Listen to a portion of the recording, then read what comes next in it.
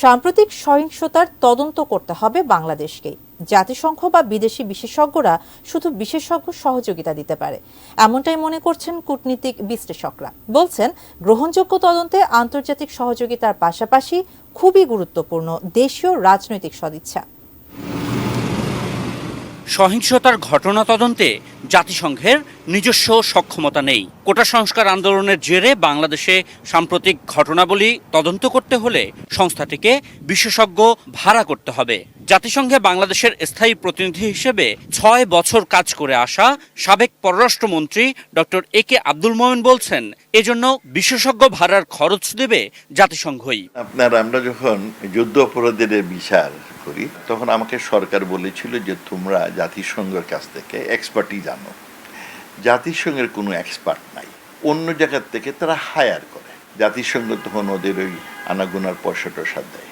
এই পর্যন্ত জাতিসংঘ এসাস তার নিজের কোনো এক্সপার্টিজ লইয়ার নাই। একটা বাইরের আমি মনে করি যে যোগাযোগ বা তাদের সংশ্লিষ্টতা এই তদন্তকে আন্তর্জাতিকভাবে গ্রহণযোগ্যতা দিতে সহায়তা করতে পারে। কিন্তু এটা মনে রাখতে হবে যে এখানে এখনকার প্রেক্ষাপট যে কোনো তদন্তই নিরপেক্ষ, বস্তুনিষ্ঠ এবং গ্রহণযোগ্য হতে হবে। তা না হলে কিন্তু এটা হিতে বিপরীত কারণ হতে পারে।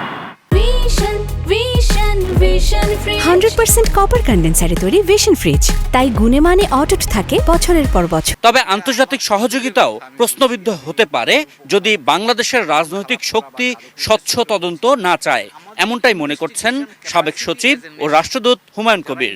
আন্তর্জাতিক ইনভেস্টিগেটর বা ওরাও যদি আসছে তদন্ত কমিটির লোকজন বা তদন্ত করে, সেটাও কাজে লাগবে না যদি আমাদের সহযোগিতা না।